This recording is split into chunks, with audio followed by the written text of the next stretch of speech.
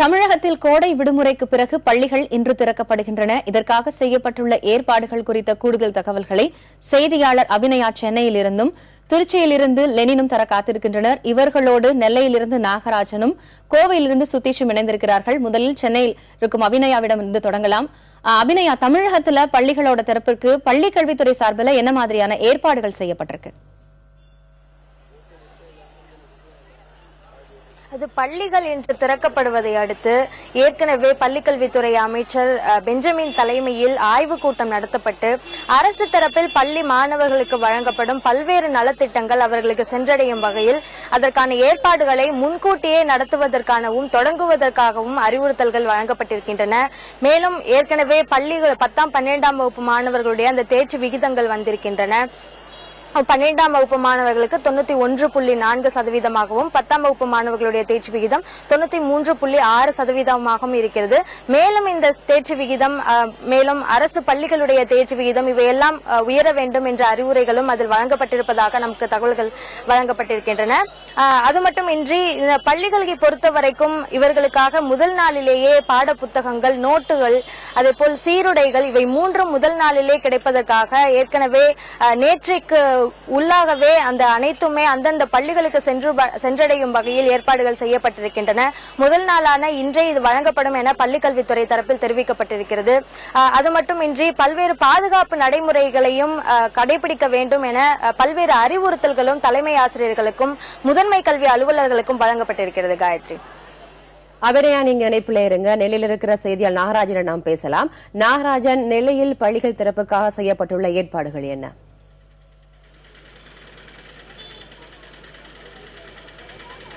கண்டிப்பாக இன்று 2 மாத விடுமுறைக்கு பிறகு நெல்லை மாவட்டத்தில் இருக்க அனைத்து பள்ளிகளும், அதாவது அரசு, ஆரம்ப, உயர்நிலை, நடுநிலை, மேல்நிலை பள்ளிகள் அனைத்துமே இன்று திறக்கப்படுவதாக, அதற்கான ஏற்பாடுகள் செய்யப்பட்டுள்ளதாக மாவட்ட முதன்மை கல்வி அலுவலர் தெரிவித்துள்ளார்.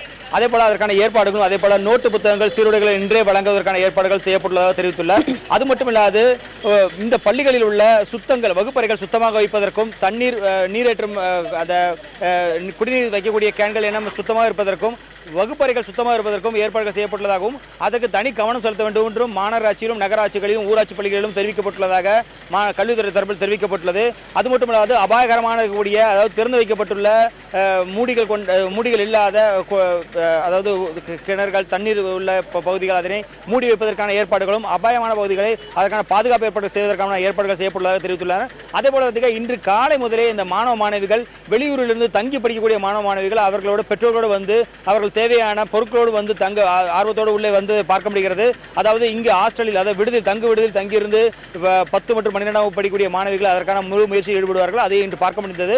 தற்பொழுது ஆர்வத்தோடு பள்ளிக்கு வந்த மாணவிகள் நம்மோடு இருக்க, அவரிடம் கேட்கலாம். முச்செல்வி, சொல்லுங்க, இன்னைக்கு எப்படி இருக்கு? எந்த அளவுக்கு, அதாவது இன்னைக்கு முதல்ல ஸ்கூலுக்கு வரீங்க, எப்படி இருக்கு உங்களுக்கு சொல்லுங்க? எங்களுக்கு ரொம்ப சந்தோஷமா இருக்கு. மே மாசம் முடிஞ்சு எங்கள் ஸ்கூலுக்கு இன்னைக்கு வரோம். நான் 12th ஸ்டாண்டர்ட் போறேன். என் பேர் முத்துலட்சுமி. நாங்கள் வந்து எனக்கு என்ன ஆசைனா 12th நல்ல மார்க் வாங்கி நல்ல காலேஜில் சீட் கிடைக்கணும். அதனால இந்த ஸ்கூலில் நான் படிக்கிறனால எல்லா மிஸ்ஸும் எனக்கு ரொம்ப ஹெல்ப் பண்ணுவாங்க. நான் நம்பிக்கையோட ஸ்கூலுக்கு போகிறேன். அவங்க ஹெல்ப் பண்ணுவாங்க. நல்ல மார்க் எடுப்பேன் நம்பிக்கையோட போகிறேன்.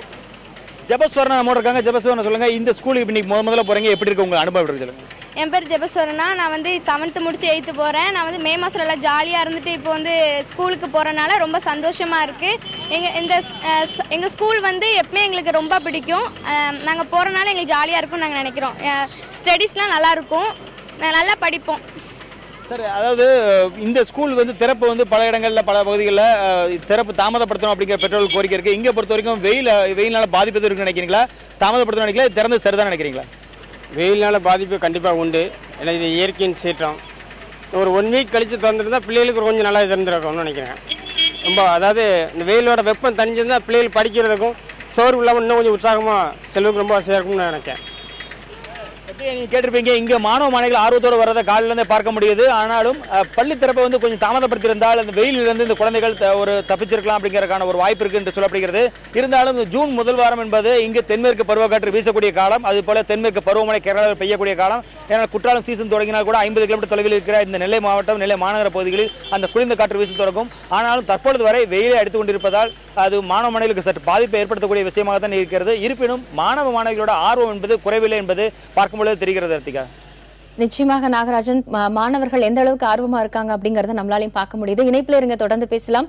தொடர்ந்து செய்தியாளர் சுதீஷ் இணைப்புல இருக்கிற அவரிடம் பேசலாம். சுதீஷ், பள்ளி இன்னைக்கு திறந்திருக்கு. இந்த நிலையில பள்ளி வாகனங்களோட பாதுகாப்பு தொடர்பான உத்தரவுகள்லாம் முறையா பின்பற்றப்படுதா? இது எப்படி கண்காணிக்கப்படுகிறது? விவரங்கள் என்ன?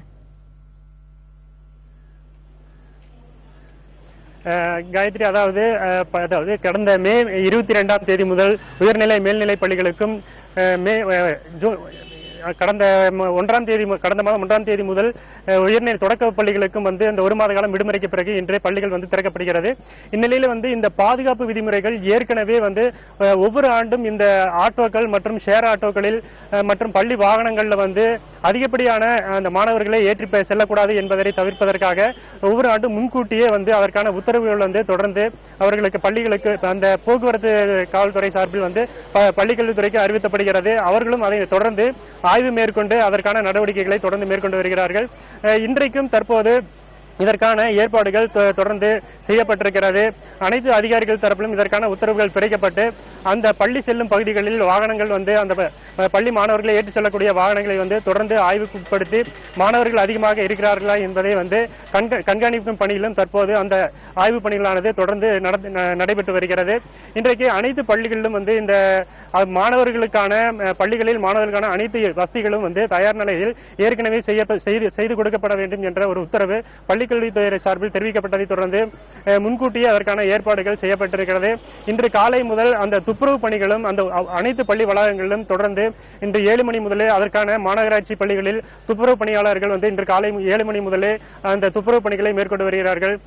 பள்ளி வளாகங்கள் கழிப்பறைகளுக்கு அனைத்து துப்புரவு பணிகளையும் செய்வது, பள்ளி வளாகங்களை சுத்தப்படுத்துவது போன்ற பணிகளை மாணவர்கள் இன்று முதல் நாள் வரும்போது அவர்களுக்கு ஒரு புத்துணர்ச்சியாக இருக்க வேண்டும் என்ற ஒரு அடிப்படையில் அவர்களுடைய ஒரு நல்ல எண்ணத்தோடு அவர்கள் வகுப்பறைக்கு செல்லும் போது ஒரு மகிழ்ச்சியான எண்ணத்தோடு இருக்க வேண்டும் என்ற அடிப்படையில் வகுப்பறை முதல் வளாகங்கள் வரை அந்த தூய்மை பணியானது அங்கு தொடர்ந்து நடைபெற்று இருப்பதை நம்ம பார்க்க முடிந்திருந்தது.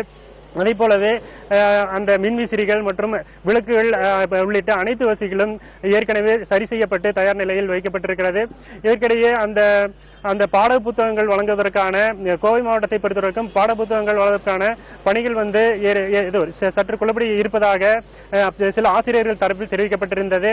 இது குறித்து மாவட்ட முதன்மை கல்வி அலுவலரை நாம் தொடர்பு கொண்டு கேட்டபோது அது குறித்து முறையான பதில் அவர் தெரிவிக்கவில்லை. அது சென்னை அலுவலக பள்ளிக்கல்வித்துறையிடமே கேட்க வேண்டும் என்ற ஒரு பதிலை அவர் தெரிவித்திருந்தார். இந்நிலையில் இன்று காலை 8 மணி முதலே மாணவர்கள் தொடர்ச்சியாக பள்ளி வளாகத்திற்கு அவர்கள் வர தொடங்கி இருக்கிறார்கள். மாணவர்கள் சிலர் நம்முடன் இருக்கிறார்கள், அவரிடம் கேட்கலாம். சொல்லுங்க, இன்னைக்கு முதல் நாள் பள்ளிக்கு வர்றீங்க, எப்படி உங்களுக்கு இந்த அனுபவம் இருக்கு?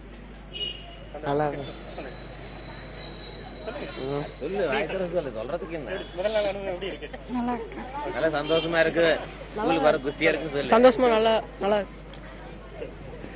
மாணவர்கள் இன்று முதல் நாள் வரும்போதே அவருடைய நண்பர்களுடன் இணைந்து மகிழ்ச்சியோடு அந்த பள்ளி வளாகத்திற்கு வருவதை நம்ம பார்க்க முடிகிறது. காயத்ரி, சுதீஷ், நீங்க இணைப்பில் இறங்க திருச்சியில் உள்ள செய்தியாளர்களிடம் பேசலாம். லெனின், திருச்சியில் அரசு பள்ளிகளில் இலவச சீருடைகள், பாட புத்தகங்களை வழங்க என்னென்ன ஏற்பாடுகள் எல்லாம் செய்யப்பட்டிருக்கு?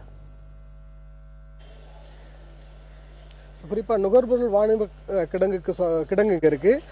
தமிழ்நாடு பாடநூல் நிறுவனத்தினுடைய நூல்கள் அனைத்தும் புத்தகங்கள் அனைத்தும் நேற்று அங்கிருந்து விநியோகிக்கப்பட்டது. அரசு பள்ளிகள் மற்றும் அரசு உதவி பெறக்கூடிய பள்ளிகள் இருக்கக்கூடிய தலைமை ஆசிரியர்கள், அவர்களுக்கு உதவியாக சில ஆசிரியர்கள் நேற்றே அந்த கிடங்கிலிருந்து புத்தகங்களை கொண்டு அந்தந்த பள்ளிகளில் சேர்த்திருக்காங்க. குறிப்பாக திருச்சி மாவட்டத்தை பொறுத்துள்ள ஒரு 2.5 லட்சம் மாணவர்களுக்கு அரசு மற்றும் அரசு உதவி பெறக்கூடிய கல்வி நிறுவனங்கள் மூலமாக கல்வி அளிப்பதற்காக ஆசிரியர்களும் அரசும் தயார் நிலையில் இருக்கு. குறிப்பாக வகுப்பறைகள் காற்றோட்டமான ஒரு சூழ்நிலை, மின்விசிறிகளோடு இருக்கைகளோடு கூடிய வகுப்பறைகள். இந்த சூழ்நிலையில நம்ம திருச்சியில் இருக்கக்கூடிய அரசு பள்ளிகளையும் அரசு உதவி பெறக்கூடிய பள்ளிகளும் பெரும்பாலும் இருப்பதை நம்மால் காண முடிகிறது. மாணவர்கள் மிகுந்த உற்சாகத்தோடு வகுப்புகளை நோக்கி வந்து கொண்டிருக்கிறார்கள். அவர்களுக்கு நோட்டு புத்தகங்களை இன்றே விநியோகிக்கக்கூடிய பணியில ஆசிரியர்கள் ஈடுபடுவார்கள் என கல்வித்துறை அதிகாரிகள் தெரிவிச்சிருக்காங்க. பெரும்பாலான பள்ளிகள் அனைத்து வசதிகளோடும் மிக சிறப்பாக இருக்கிறது. ஒரு சில பள்ளிகள், குறிப்பாக திருச்சி, திருவரம்பூர் எடுத்திருக்கக்கூடிய வேங்கூர் கிராமத்தில் இருக்கக்கூடிய நடுநிலைப் பள்ளி, மணப்பாறையில் பக்கத்தில் இருக்கக்கூடிய ஒரு சில பள்ளிகள் கடந்த தேர்தலின் போது நம்ம வந்து பார்த்தோம். அந்த வகுப்பறைகள் சூரிய சந்திர தூறல்கள் வந்து விழக்கூடிய வகையில் அங்கு வந்து மழைநீர் வந்து வகுப்பறைக்குள் உள்ளக்கூடிய வகையில வந்து வகுப்பறைகள் இருக்கு. அதெல்லாம் வந்து சரி செய்யப்பட வேண்டும் என்ற கோரிக்கையை வந்து இங்க வரக்கூடிய பெற்றோர்கள் வந்து பரவலாக முன்வைக்கிறாங்க. குறிப்பாக சுமார் 1000 தொடக்க பள்ளிகள் இருக்கு. இதுல படிக்கக்கூடிய மாணவர்கள் மேல்நிலை பள்ளிக்கு வரும்போது மேல்நிலை பள்ளிகளை பொறுத்தவரை அரசு உதவி பெறக்கூடிய பள்ளிகள் வந்து 165 மட்டும்தான் இருக்கு. எனவே பள்ளி கல்வியை முழுமையாக முடித்து வெளியேறுவதற்கான அந்த வாய்ப்பு என்பது மறுக்கப்படுகிறது. தனியார் நிறுவனங்களை நாட வேண்டியிருக்கு. எனவே அரசு பள்ளிகளுடைய எண்ணிக்கையை அதிகமாக்க வேண்டும் என்ற கோரிக்கையை வந்து பெற்றோர்கள் முன்வைக்கிறாங்க. அது மட்டுமல்ல, அரசு பள்ளிகளில் மட்டும்தான் சமச்சீர் பாடத்திட்டம் என்பது முறையாக சொல்லிக் கொடுக்கப்படுகிறது. ஆனால் தனியார் பள்ளிகள் அதை பின்பற்றுவதில்லை. தனியார் பள்ளிகள் சில தனியார் நிறுவனங்கள் தயாரிக்கக்கூடிய புத்தகங்களை வாங்கி பாடம் சொல்லிக் கொடுப்பதாகவும், அரசு கொடுக்கக்கூடிய அந்த சமச்சீர் கல்விக்கான புத்தகங்களை பேரளவில் மட்டும் தனியார் கல்வி நிறுவனங்கள் வைத்துக் கொள்வதாகவும் ஒரு குற்றச்சாட்டு இருக்கு. குறிப்பாக 10ஆம் வகுப்பு வரும்போது மட்டும் சமச்சீர் கல்விக்கு அந்த தனியார் கல்வி நிறுவனங்கள் மாறிவிடுகின்றன. எனவே இது சரி செய்யப்பட வேண்டும். மாணவர்கள் எந்த பாடத்திட்டத்தை படித்து வருகிறார்கள், அதன் அடிப்படையில் அவருடைய வளர்ச்சி என்பதற்கும், இதுபோன்ற தனியார் நிறுவனங்கள் தயாரிக்கக்கூடிய பாடப்புத்தகங்களை படித்து வரக்கூடிய மாணவர்கள் திடீரென சமச்சீர் கல்விக்கு மாறும்போது அவர்கள் படித்து வந்ததில் சில குழப்பங்கள் ஏற்படுகிறது. அவருடைய கல்வி தரம் என்பது பின்னுக்கு போகிறது என்ற குற்றச்சாட்டும் இருக்கிறது. லத்திகா, நிச்சயமாக லெனின், தமிழகம் முழுவதும் இன்று பள்ளிகள் திறக்கப்பட்டுள்ள நிலையில் ஒரு பக்கம் பெற்றோர்களுடைய எதிர்பார்ப்பு, பல்வேறு கோரிக்கைகள் இருக்கிறது. அதே சமயத்தில் மாணவர்களும் மிகுந்த ஆர்வத்தோடு இன்று பள்ளிக்கு சென்று கொண்டிருக்கின்றனர். அந்த காட்சிகளை நம்மால் பார்க்க முடிகிறது. இது குறித்த பல்வேறு களத்தகவல்களை வழங்கிய செய்தியாளர்கள் அபிநயா, லெனின், சுதீஷ் மற்றும் நாகராஜன் ஆகியோருக்கு நன்றி.